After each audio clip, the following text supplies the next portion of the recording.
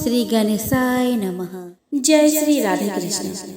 दोस्तों, आप सभी को हमारे YouTube channel Shraddha and faith में स्वागत है। दोस्तों, आज आप जानेंगे साल 2024 में बढ़ोतरी एकादशी कब है, एकादशी व्रत कब प्रारंभ होगी और कब समाप्त होगी।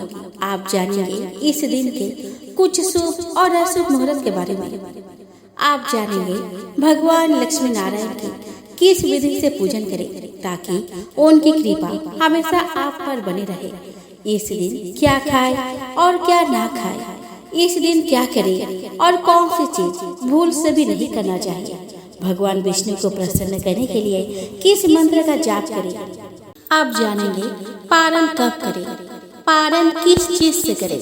साथ ही आप जानेंगे तुलसी दल कब तोड़ें और सबसे अंत में आप श्रवण करेंगे बढ़ोतरी एकादशी की पावन व्रत कथा। तो चलिए दोस्तों, इन सभी जानकारियों के साथ आज का यह वीडियो शुरू करें। दोस्तों, बैसाख माह की शुरुआत 24 अप्रैल 2024 से हो चुकी है।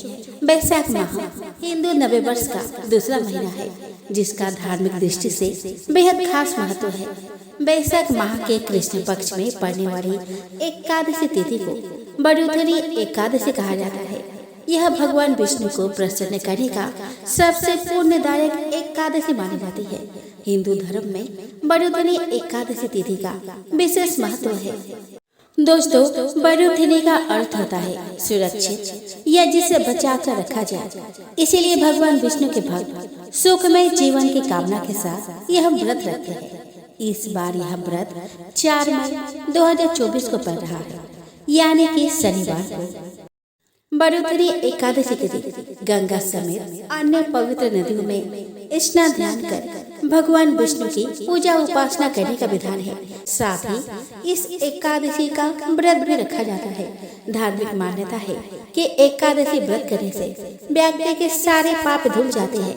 सभी दुख दर्द और दरिद्रता से छुटकारा पाने के लिए बढ़ोतरी एकादशी के दिन भगवान विष्णु की वराह रूप की पूजा अर्चना की जाती है। दोस्तों, इस साल 4 मई 2024 शनिवार को बढ़ोतरी एकादशी का व्रत किया जाएगा। जो भी व्यक्ति इस बढ़ोतरी एकादशी का व्रत करते हैं, उन्हें कन्यादान के बराबर फल प्राप्त होता है। इस व्रत के महात्म्य का पाठ करने से 1 सहस्त्र गोदान का पुण्य फल प्राप्त होता है। पंचांग के अनुसार बैसाख माह के कृष्ण पक्ष की एकादशी तिथि 3 मई 2024 शुक्रवार को रात 11:24 पर शुरू होगी और अगले दिन 4 मई 2024 शनिवार को रात 8:38 पर समाप्त होगी।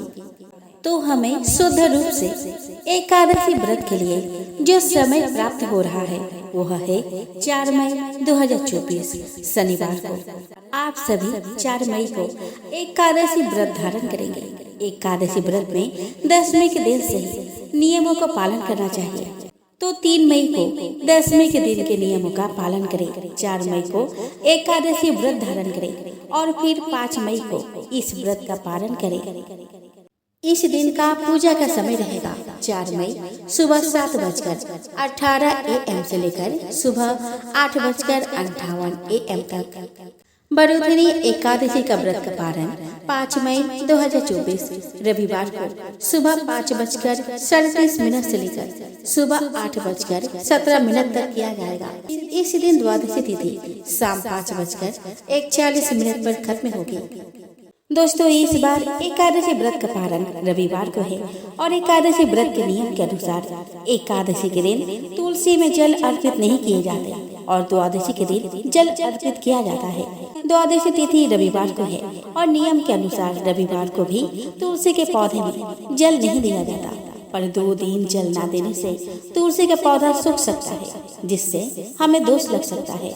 अतः द्वादशी के दिन यानी कि रविवार को आप तुलसी में जल अर्पित कर सकते हैं। दोस्तों, इस बार बढ़ोतरी एकादशी व्रत का पारण आप कोसा के जल से करें। यह संभव ना हो पाए तो आप तुलसी दल, जल व फल से व्रत का पालन कर सकते हैं। इस बार रविवार के दिन पारण है तो अब रविवार के दिन तुलसी पत्र ना तोड़े और एकादशी व्रत के दिन भी तुलसी दल ना तोड़े। आप पूजन के लिए पहले से ही तुलसी दल तोड़ के रख ले और उसका 7 दिनों तक पूजन में प्रयोग कर सकते हैं। आइए दोस्तों, अब इस दिन के कुछ शुभ और अशुभ मुहूर्त के बारे में जान लेते हैं। दोस्तों, 4 मई 2024 को सूर्योदय का समय रहेगा 5:55 AM पर और सूर्यास्त का समय रहेगा 6:51 PM पर। राहु काल का समय रहेगा 9:09 AM से 10:46 AM तक। अभिजीत मुहूर्त का समय रहेगा 11:57 AM से 12:49 PM तक। अमृत काल का समय रहेगा 2:46 PM से 4:14 PM तक। ब्रह्म मुहूर्त का समय रहेगा 4:18 AM से 5:06 AM तक। दोस्तों, एकादशी के दिन ब्रह्म मुहूर्त में उठे। आखिर एकादशी के दिन ब्रह्म मुहूर्त में क्यों उठे? क्योंकि इस समय संपूर्ण वातावरण शांतिमय और निर्मल होता है। देवी देवता इस काल में विचरण कर रहे होते हैं। सत्व गुरु का प्रधानता रहती है। प्रमुख मंदिरों के पट भी ब्रह्म मुहूर्त में खोल दिए जाते हैं तथा भगवान का श्रृंगार व पूजन भी ब्रह्म मुहूर्त में किए जाने का विधान है। जल्दी उठने से सौंदर्य, बल विद्या और स्वास्थ्य की प्राप्ति होती है। यह समय ग्रंथ रचना के लिए उत्तम माना गया है। वाल्मीकि रामायण के मुताबिक माता सीता को ढूंढते हुए श्री हनुमान ब्रह्म मुहूर्त में ही अशोक वाटिका पहुँचे थे, जहाँ उन्होंने वेद व यज्ञ के ज्ञाताओं के मंत्र उच्चारण की आवाज सुनी।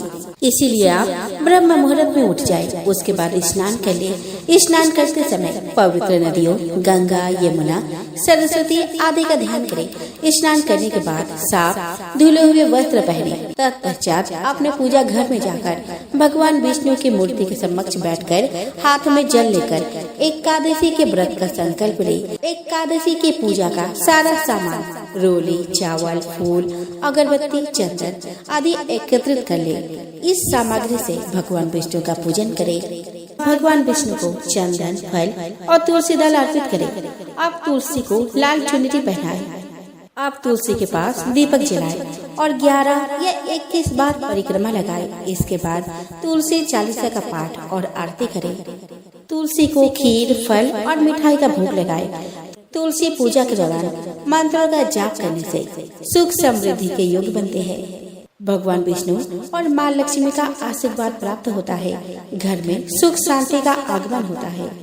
तुलसी की पूजा करने से वास्तु दोष से छुटकारा मिलता है। तुलसी में दीपक जलाना बेहद शुभ होता है।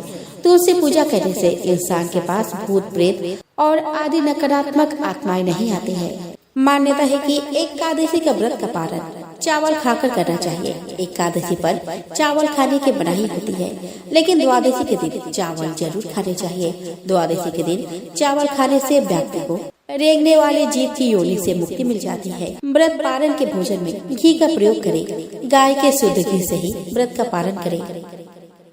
एकादशी व्रत का पारण करते समय भूलकर भी यह चीजें नहीं खानी चाहिए, जैसे मूली, बैंगन, साग, मसूर दाल, लहसुन, प्याज आदि का पारण में प्रयोग वर्जित है। बैंगन पित्त दोष बढ़ाता है। मसूर की दाल को अशुद्ध कहा गया है। मूली की तासीर ठंडी होती है, इसलिए यह व्रत के ठीक बाद सेहत के लिए सही नहीं होती। लहसुन, प्याज तामसिक भोजन कहलाता है। आइए दोस्तों, अब हम श्रवण करें बरूथिनी एकादशी की पावन व्रत कथा। दोस्तों, धर्मराज युधिष्ठिर बोले कि हे भगवान, मैं आपको नमस्कार करता हूँ। आपने चैत्र मास के शुक्ल पक्ष की एकादशी अर्थात कामदा एकादशी के बारे में विस्तार पूर्वक बताया। अब आप कृपा करके वैशाख कृष्ण एकादशी का क्या नाम है तथा उसकी विधि एवं महात्मा क्या है, यह बतलाइए। श्री भगवान बोले कि हे राजन, वैशाख मास के कृष्ण पक्ष की एकादशी का नाम बरूथिनी एकादशी है। इस व्रत के करने से समस्त पाप नष्ट हो जाते हैं तथा इसके प्रभाव से 1000 गोदान का फल प्राप्त होता है। इस एकादशी से संबंधित जो कथा प्रचलित है उसे मैं तुम्हें सुनाता हूँ। श्रद्धा पूर्वक श्रवण करो। बहुत समय पहले की बात है। नर्मदा किनारे एक राज्य था जिस पर मंधाता नामक राजा राज किया करते थे। राजा बहुत ही पुण्य आत्मा थे। अपनी दानशीलता के लिए वे दूर दूर तक प्रसिद्ध थे। वे तपस्वी भी थे और भगवान विष्णु के उपासक भी थे। एक बार राजा जंगल में तपस्या के लिए चले गए और एक विशाल वृक्ष के नीचे अपना आसन लगाकर तपस्या आरंभ कर दी। वे अभी अपनी तपस्या में ही लीन थे कि एक जंगली भालू ने उन पर हमला कर दिया और उनके पैर को चबाने लगा। लेकिन राजा मंधाता तपस्या में ही लीन रहे। भालू उन्हें घसीट कर ले जाने लगा तो ऐसे में राजा को घबराहट होने लगी, लेकिन उन्होंने तपस्वी धर्म का पालन करते हुए क्रोध नहीं किया और भगवान विष्णु से ही इस संकट से उबारने की गुहार लगाई। दोस्तों, भगवान अपने भक्त पर संकट कैसे देख सकते हैं? विष्णु भगवान प्रकट हुए और भालू को अपने सुदर्शन चक्र से मार गिराया, लेकिन तब तक भालू राजा के पैर को लगभग पूरा चबा चुका था। राजा बहुत दुखी थे, दर्द में थे। भगवान विष्णु ने कहा कि बस विचलित होने की आवश्यकता नहीं है। वैशाख मास के कृष्ण पक्ष की एकादशी, जो कि बड़ोतरी एकादशी कहलाती है, इस एकादशी पर मेरे वराह रूप की पूजा करना। व्रत के प्रताप से तुम पुनः संपूर्ण अंगों वाले हष्ट पुष्ट हो जाओगे। भालू ने जो भी तुम्हारे साथ किया वो तुम्हारे पूर्व जन्म के पाप का फल है। इस एकादशी के व्रत से तुम्हें सभी पापों से भी मुक्ति मिल जाएगी। भगवान की आज्ञा मानकर मंधाता ने वैसा ही किया और व्रत का पालन करते ही उसे जैसे नव जीवन मिला हो। वे फिर से हष्ट पुष्ट हो गया। अब राजा और भी अधिक श्रद्धा भाव से भगवत भक्ति में लीन रहने लगे। जो भी व्यक्ति भय से पीड़ित है उसे बड़ोतरी एकादशी का व्रत रखकर भगवान विष्णु का स्मरण करना चाहिए। इस व्रत को करने से समस्त पापों का नाश होकर मोक्ष मिलता है।